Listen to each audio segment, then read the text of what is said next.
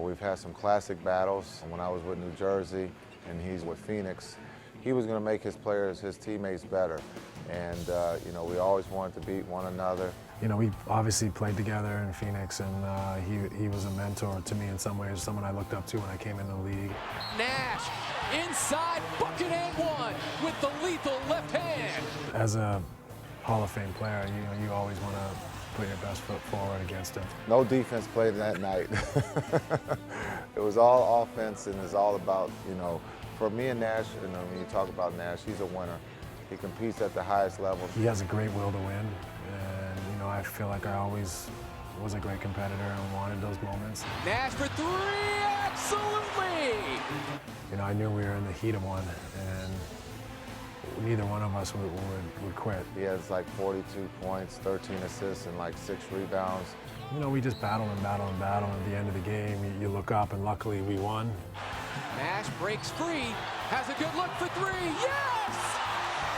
Absolutely, Steve Nash ties us up with 2 seconds to go. That night, he had an incredible night. You know, that's the hard part about that game, he got the W. And the Suns will win it. Down go the Nets in 2 overtimes. An extraordinary affair here in Jersey. You know, those are special moments when you look back against somebody that you have a personal relationship with, but you also admire as one of the best point guards to ever play the game. And, you know, the nights when you went toe-to-toe like that are really special.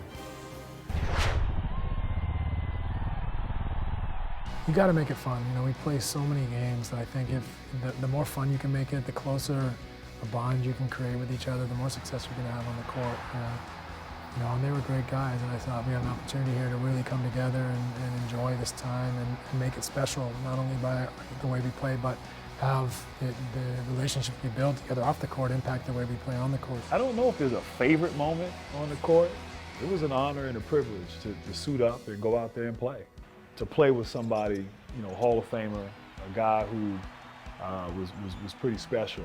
Like, there was an appreciation of that. Sometimes you don't appreciate it until afterwards. Without a doubt, I appreciated it while I was doing it. And so every day was really an honor and a privilege to go out there and just compete, you know, compete with my brother and have fun. You know, we had a lot of fun. Well, it was special for 1,000 reasons, and Steve embodies everything that's right with sports, but there was also great teammates, great chemistry. Obviously success adds to that. I think the fans were excited to have a team that they could really root for because there were good guys on and off the court. It was magical years for him to be a part of, him winning back-to-back MVPs. We had a magical run, and all the guys on the team can actually say, you know, it was actually fun. You know, we had a good time doing it. When you out there playing ball and you winning and you doing things, you get rewarded for it, and that was the reward. He was able to go out there and get back-to-back MVPs off of some amazing years we had out there, and it showed. Two-time and I had so much fun, man. On the basketball court, we enjoyed ourselves, and off the court, we enjoyed ourselves. I mean, I think the camaraderie we built off the court was great. Whether it was dinners, whether it was going out dancing, I mean, we just truly enjoyed basketball and life itself. And our families became great friends as well. So it was a beautiful time in my career. Here comes Nash. He's got Amar'e to his right, elevates and detonates. I mean, we had so many good moments. I remember when he broke his nose and got hit, and he kind of shifted, and I'm looking at him. The great moments weren't necessarily what happens on the court. It's the stuff, you know, on the bus, you know, going to dinner, you know, just hanging out. Like that's the stuff that I remember. I remember a time in Toronto, 3 o'clock in the morning, and they're back there singing to Motown. And the bus driver from Canada says, you know, that's the first time I've been driving for 30 years. I've never heard a team that close. And days like that are just made it even more special. And that means everything to me. You know, I mean, like I said, when I look back at my career, it all blends into one as far as the basketball, but the people, the locker room, the bus, the plane, the road. I tell those stories all the time. I think back to those memories, or the feeling, the names, when you hear those names come up. And, you know, even going back to Rex Chapman, Roger Bell, Leandro Barbosa, Grant Hill. I mean, I'm still friends with all those guys, and Goran, Jared. I mean, these guys all mean a lot to me, and we're all terrific teammates. Amar'e, Sean. I mean, everyone, you know, on those great teams. So incredible time of my career, time of my life, and those teams were very special because we were very close-knit, which is not easy to do in this business. You know, Steve was all about taking care of his body. He was a great teammate, great player. I mean, all the stuff that everybody knows, but he also had a real sense of humor. He was a funny guy.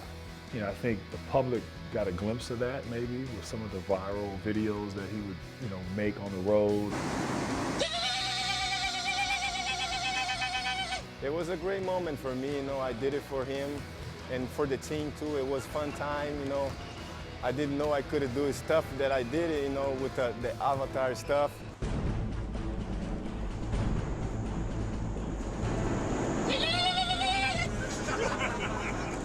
He was funny, he was silly, and he didn't take himself too serious. You know, he wasn't, you know, self-absorbed. There's this ultimate competitor, clutch, you know, do anything to win, but then also kind of balancing it with, you know, this sense of humor, which was, it was refreshing. It was fun to be around. All night long. All night. All night. All night long. All night.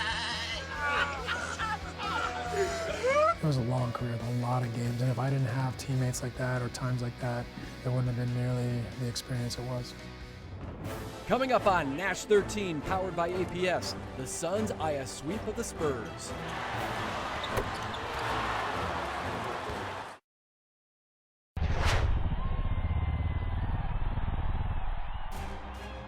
You know, the 2009-2010 season was a very interesting season because, you know, everyone had picked us to be in the middle of the pack. That was a great team. You know, I think if we look back to the start of that year, we were picked out of the playoffs, you know, by all the pundits. I don't think anybody expected us to have the team we had, and I think in part, we kind of got back to being who we were. We thought we were better than that. I think they thought, you know, our time had come and gone. I think they underestimated some of the guys on our team, like Grant and Jay Rich, and you know, those guys that, you know, maybe had more in the tank than they expected, myself included, perhaps. Steve kind of felt like, you know, people forgot how good he was. You know, he didn't make the All-Star game in 2009, and so now we kind of got back to being who we were. And I remember Steve just set the tone early, came out guns blazing. Nash to his left, pulls up for three. Absolutely! Steve Nash drains the big shot. Fuego time for Stoudemire. That's Suns basketball, and so during that period, you have to run your system that's going to help your star. And Steve Nash was the star.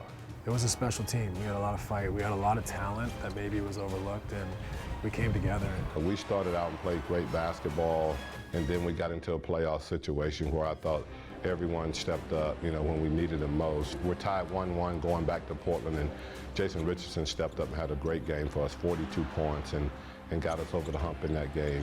And there was just so many games like that. Nash, alley-oop feed. Hello!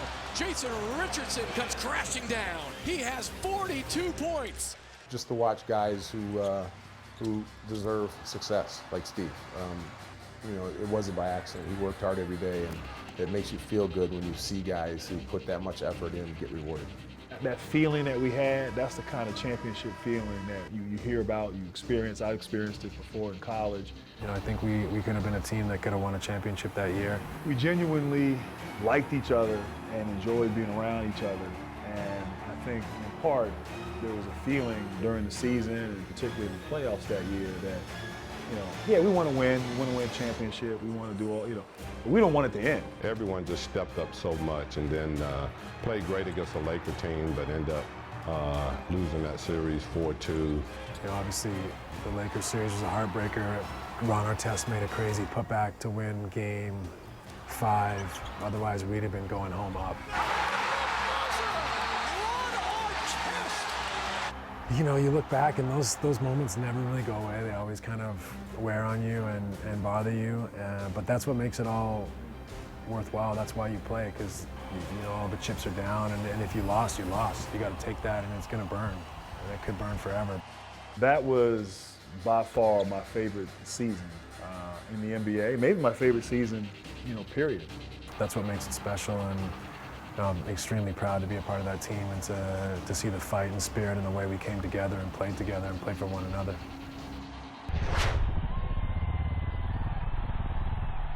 Steve Nash has got a gash on his eye. Yeah, he got knocked down. Oh, that's going to be stitches. Yeah, he got hit by Tim Duncan. Something had gone wrong every single time we played those guys. Steve's going to go get some stitches in the locker room.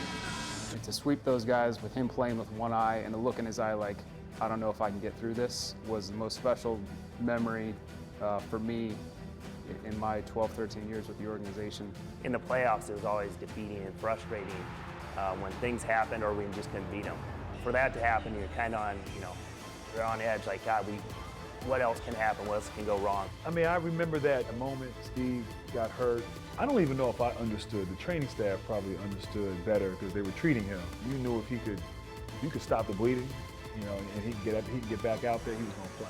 I just remember really getting beat so many times by popping the Spurs that it was just like we had them on the ropes. We're up 3-0. And I remember going in the locker room thinking, okay, just get this blood cleaned up and stop bleeding and all that and get back out there. But by the time, we got it fixed up, my eye had swollen shut.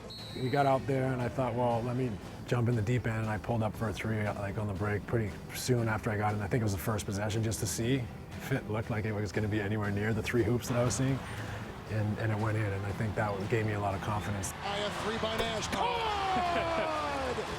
That was a very memorable series because we have so much respect for the Spurs and how many times we took it on the chin from them. So special time for us. For him to come back and show his toughness, like, sew me up, get me back out there. And he'd get back out, he'd go out, and you could see the eye just continually swelling shut as the game went on. And he just kept playing with one eye and was just as accurate as he was with both. Oh, what? Foul, count it. I don't know how it didn't keep me on the sidelines. I was pretty worried about it. I thought when I initially got hit that it was no big deal. I'll just go get stitched up and come back out. And when they finished stitching me up and it was closed and I couldn't see, I started to think to myself, of course. We went to San Antonio, and for the first time, we felt real confident against this team, and we ended up sweeping them in a playoff series. And the Suns are going to win. The Suns do win, and they'll move on to the Western Conference Finals. On Steve Nash's fourth quarter performance, coming back from the 6 stitches, and anything you're willing to share about when you guys kind of hug. We've given him a lot more stitches than that, and he's come back. That's why this is real sweet. He's been waiting to get this done, and I couldn't be happy for a class guy. I hate him, but he's classy. We'd come so far, we had such a great opportunity, and obviously I don't want to glorify it and I don't want to make it into fairy tales, but it's been a long time that I haven't been able to beat this team, and I had a great shot at it, so I was just trying to close it out and do everything I could to try to finish it tonight.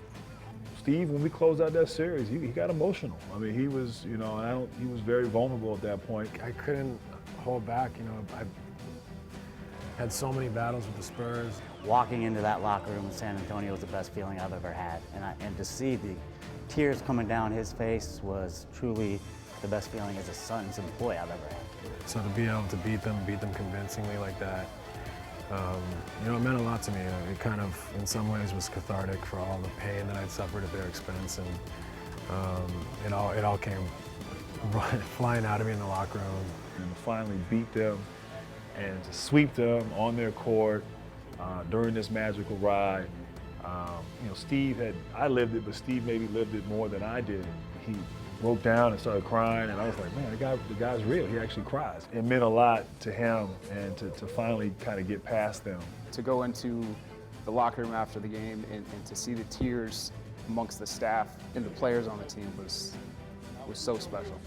Everybody felt, that game, the post game in the locker room, just really what it meant, for the franchise, for the team, for Steve, and for all the Suns players and fans who have gone through some tough times against the Spurs through the years. Hey, and the stat would say, let's get on the Big Bird and go back to the desert. Let's go! Let dynamite! Suns! 1, 2, 3, Suns! Coming up on NASH13, powered by APS. Welcome to the ring, Steve.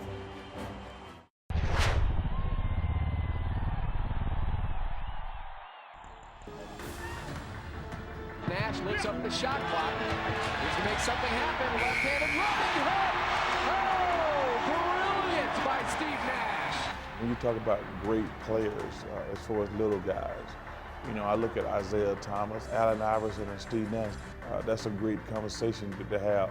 Who was the greatest little guy to play the game? He may be, and if we ever debate this somewhere, and I know somebody will, go down in history as probably the greatest ball handling point guard ever. Sitting there with my son courtside, seeing him doing his ball between the legs, dropping dimes, knocking down three-point shots, shooting 90+% from the free throw line. And I think when you're watching greatness, sometimes you don't always appreciate it. All those great memories, you know, something that I always cherish, you know, because you're watching one of the greatest to ever do it up close and personal. We got that treat for many, many years, and that's something that I always think about. So congratulations, 2004, 2005, NBA MVP, Steve Nash. When he won the first one, it wasn't a shock because of how the Suns jumped and how well he played. When he won that, you know, it was no surprise. But then to come back the next year and get it again, I mean, that's what blew me out the water. And I felt that put Steve Nash obviously on the map. It made him a first ballot Hall of Famer. Steve was a great player prior to his MVP awards, and had a great career, was an all-star. But to take his game to another level, you know, in his late 20s, early 30s, was unheard of. And for a guy to, you know, sort of very me-first, selfish, outscore you kind of environment at that time, to win that award and to be recognized for his unselfishness, I think it captivated everybody. The great years he had here, he was the best magician in the league. I used to contend that if the rules allowed every other point guard in the league, they didn't have to dribble, they could just run anywhere they wanted with the ball and pass whenever they wanted. But Steve had to dribble, he would still be the best guard in the league. So I think the 2 years that he was MVP in the league, he played the position, the point guard position, as well as anybody's ever played it.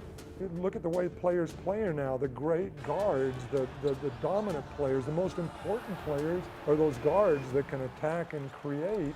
Steve had a huge impact on the NBA. Like I said, he changed the game the way the point guard position was played. I always just like the way he balanced passing and shooting as a point guard. You got to be able to do both, kind of feel out, when to look for your own shot, when to get other people involved, and he was a master at that.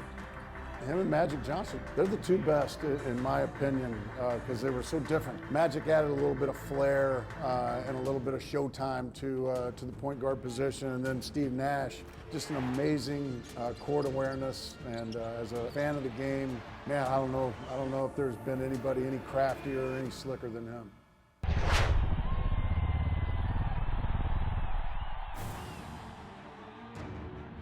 Well, that's one of the easiest ones ever, isn't it? Steve Nash, the only two-time Suns MVP winner. Steve, welcome to the ring. Well, he's right up there. I mean, two-time MVP. I had the opportunity to play with one of the greatest Suns ever, I think Charles Barkley. Steve's right up there with him. So that's why I'm so honored to be in the Ring of Honor with two of those guys. I mean, all the other guys in the Ring of Honor are fantastic and great in their own rights, but I think Steve and Charles are two of the guys that have put a stamp on this league and kind of put their own identity to their positions. To win two MVPs and to bring excitement like he did to Phoenix was pretty great. Well, Steve is obviously one of the all-time Suns greats. Well-deserved on both MVPs. It's been an honor and a pleasure for me to live in Phoenix to get to watch him play. And it's going to be a special night, and it's well-deserved. I can't wait to share it with him. It has to be right at the top. I'm sure, there's Charles Barkley, there's other guys that you can make an argument, but you can't argue that he doesn't belong there in that group. Number one, I mean, there's no question. I was lucky enough to be the assistant when we drafted him, and when we brought him back in 2004, I got to spend the rest of his time in Phoenix here. So I was here his entire time. And what Steve meant to the team to win two MVPs and to carry a team, and how much you saw him change his teammates. He made everybody better. Didn't matter who they brought in, that person became better because he was here and he was the one helping push them along and help them drive the team, and it was always a team concept. It was never about Steve, it was about the team. Well, quite obviously, Steve Nash belongs in the Phoenix Suns Ring of Honor. The great years that he had and the recognition that all of us that knew him savor Not only was a great basketball person, but equally remembered as a great individual. When I think of guys that go into rings of honor, I know they all are great with what they do, you know, with their team and on the court and on the field. But I always believe that those guys are the ones that transcend just what happens on the court. And those are individuals that have done more to not just impact how the success of the team worked out, but to impact an entire organization and most times an entire community. There was a pretty good chance he was going to have the ball in his hands if there was a shot that had to be made in the last minute or 30 seconds of a game. But, you know, he created a lot of opportunities for his team, and he was a clutch player on the floor. And that's why everybody was always attracted to him, because of the simple fact that when the game was on the line, you wanted Steve Nash to have the ball because you knew it was going to go in. Nash lets it fly. Yes! Absolutely for Steve Nash. The span of dominance that the Phoenix Suns had when Steve was at the helm was unbelievable. Could this be the record? Josh Childress gives it to him. And Steve Nash has now passed KJ as the Suns' #1 passer of all time. Congratulations, Steve Nash. You deserve it. One of my favorite guys ever. I mean, to this day, told his mom he was the hardest working guy I'd ever been around. You know, there's a lot of guys up there that were really, really good, but I mean, I don't think there's anybody better that's ever put on a Suns uniform. Obviously, if you won 2 MVPs, that, you know, you've got the criteria, you've got the trophies, you know, the hardware to back all of that up.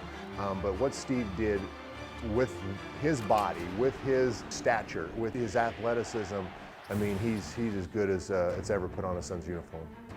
Normally, it's usual guys that dominated during an era with MVPs, and so it's always a tough nut to crack. But Steve did. He cracked the code.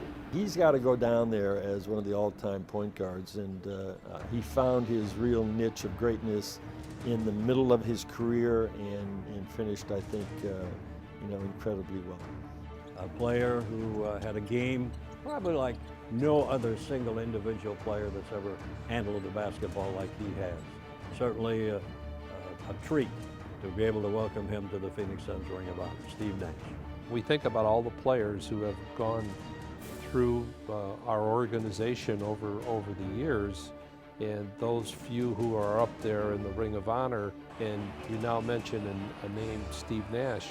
He certainly deserves to be up there. It'll be a long time before he's forgotten. Steve, just one of the best players to ever put on a Phoenix Suns uniform, 2-time MVP, and really the face of our franchise for 8 years. And so just really proud of all the accomplishments he's had, and to me it was kind of a no-brainer that he belongs up in our Ring of Honor.